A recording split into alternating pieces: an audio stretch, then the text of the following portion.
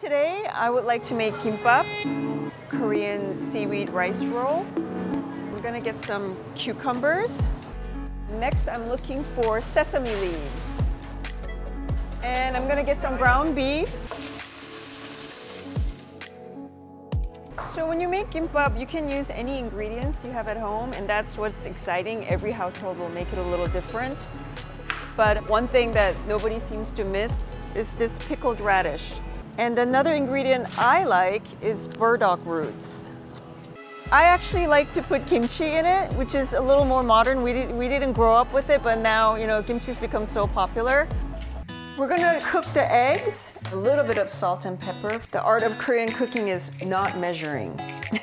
A little bit of this, a little bit of that. And you wanna make sure the egg is completely well done. We have some nice strips here. I'm gonna put a little sesame oil. Otherwise, it kind of all sticks to your fingers. You don't want to overstuff it. This is really a childhood staple. Any event you have, like school picnic, field trip, this is what everybody brings. Kind of nudge it in. Now you roll.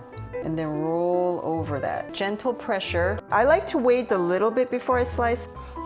It's very cathartic.